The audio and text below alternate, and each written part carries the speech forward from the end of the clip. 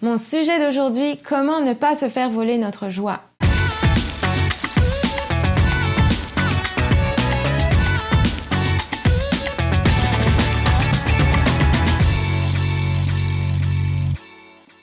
Bonjour les exponentiels, ici Elodie de Fontaine, merci d'être avec moi et aujourd'hui je vais vous parler de joie. Mais avant de commencer et de vous donner ces moyens pour ne pas se les faire voler, je vous invite à vous inscrire à notre chaîne YouTube pour être informé des prochaines vidéos. Quand tout va bien, quand les conditions sont réunies, on est vaillante, on est conquérante, on est prêt à aller de l'avant.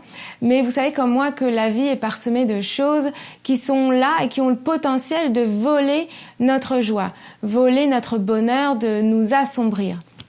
Or, la joie est une composante hyper importante pour nous amener à avancer et aller dans notre destinée.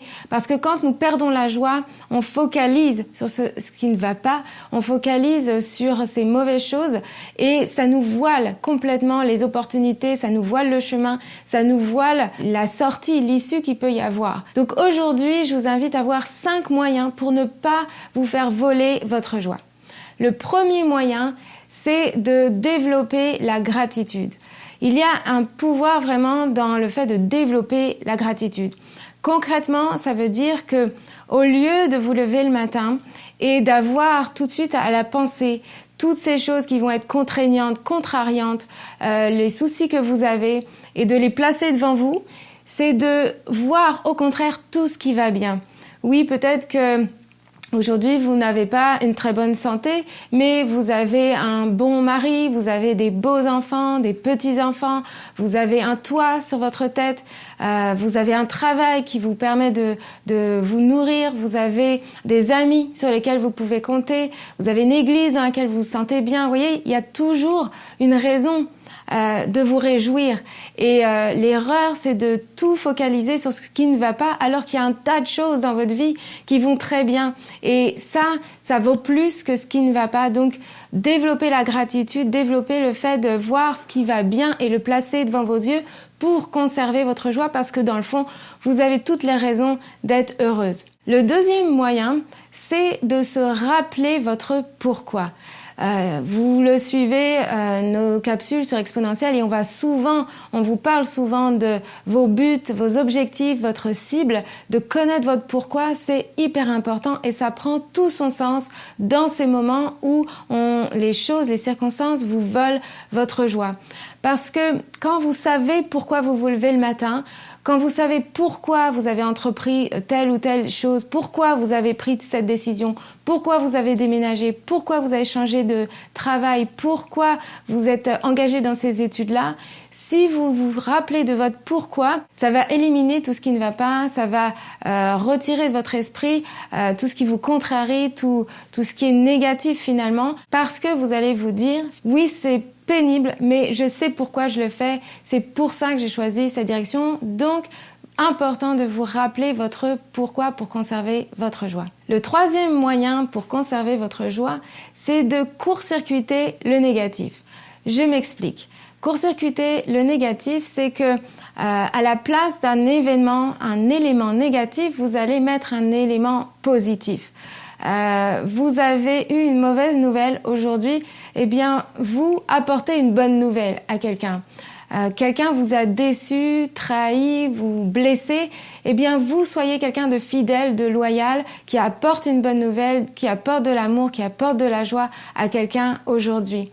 Vous êtes dans une santé un peu fragilisée en ce moment, eh bien, vous décidez de mettre des choses en place, vous mangez sainement, vous faites de l'exercice même en très petite quantité, mais vous vous prenez en main, ou alors vous passez un bon bain chaud avec de la musique, etc. Court-circuiter le négatif. Il y a toujours moyen de prendre des choses à l'inverse. Cette façon de réagir fait qu'en fait, vous prenez le contrôle. Tout ce qui va vous arriver, vous ne pourrez pas le maîtriser. Mais ce que vous pourrez maîtriser, c'est ce que vous allez mettre en place. Donc, en court-circuitant le négatif, vous prenez le contrôle. Et il y a une autre chose qui est liée à ce point-là, c'est que quand on est acteur, quand nous-mêmes on procure du bonheur, on dit qu'il y a plus de joie à donner qu'à recevoir, eh bien là aussi ça va contribuer à votre joie. Donc court-circuitez le négatif pour conserver votre joie. Le quatrième point, quatrième moyen pour conserver votre joie, c'est de se projeter dans l'avenir et de faire des projets. Quand nous sommes dans une situation qui nous contrarie, nous blesse, nous fait perdre notre joie, c'est toujours très important de prendre du recul et de le voir à l'échelle de votre vie. Se dire que c'est temporaire. Ce que vous vivez, c'est temporaire. Même si c'est long, c'est temporaire. Et il y a toujours des moyens de contourner. Je vous ramène au point précédent. Mais se projeter dans l'avenir, c'est de se rappeler ce que je vis, c'est qu'une partie. Ça va pas déterminer toute ma vie. Demain, il fera beau, comme on dit. Plus tard, ce sera un mauvais souvenir et il y a d'autres choses à vivre. Je ne vais pas rester dans cette situation. Donc oui, je vis quelque chose de compliqué, mais c'est se projeter et faire des projets aussi aide beaucoup. Je me rappelle quand, à une certaine période de ma vie où je vivais une situation assez compliquée, difficile, j'étais loin de ma famille, seule et l'environnement était très stressant. Et ce qui m'a finalement sauvée quelque part, c'est que je me suis mise à organiser une fête pour un anniversaire de mariage et j'ai défocalisé mes pensées. Au lieu de vivre cette situation compliquée, je me suis concentrée à organiser cet événement joyeux et vraiment ça m'a apporté quelque chose. J'ai court-circuité le négatif, mais je me suis aussi projetée dans autre chose et j'ai fait un projet qui me rendait heureuse. Donc, se projeter pour conserver votre joie. Le cinquième moyen pour conserver votre joie et ne pas vous la faire voler, c'est finalement d'accepter aussi ces temps un peu plus compliqués. C'est d'accepter les échecs, accepter ces contrariétés, accepter d'être blessé, etc. Parce que finalement, ça fait partie de la vie. Et accepter ces moments-là, c'est de se dire je ne les subis pas, mais réfléchir à comment je peux en tirer profit. Qu'est-ce que je peux apprendre de ça? Il y a toujours quelque chose à apprendre de ça. Vous savez, souvent, des solutions, des inventions, des choses sont nées d'un problème. Donc, il y a toujours quelque chose à découvrir derrière ça. Soit ça va développer quelque chose en nous qu'on ne croyait pas, une force ou une capacité, soit ça va nous amener à développer autre chose. Où on en sort toujours plus fort, comme on dit, il y a toujours un bénéfice à en tirer.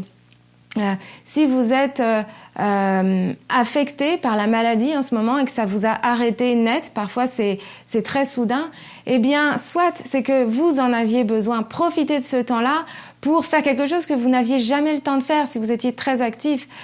Écrivez un livre, des poèmes, faites de la musique, de la peinture, développez un loisir peut-être que vous n'aviez pas l'occasion de faire.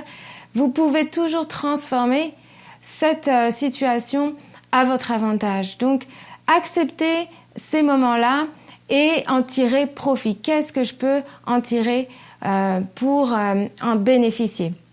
Donc voilà, j'espère que je vous ai aidé avec ces 5 moyens. Donc, se rappeler toujours votre pourquoi, développer la gratitude. Il y a toujours quelque chose à remercier Dieu, à remercier ce que vous avez. Court-circuiter le négatif, se projeter dans l'avenir, faire des projets et accepter pour en tirer le meilleur. Merci d'avoir été avec moi. J'espère que cela vous a encouragé. Je vous invite à me suivre dans les prochaines vidéos et n'hésitez pas à me laisser des commentaires. Je me ferai un grand plaisir de vous répondre. À la prochaine!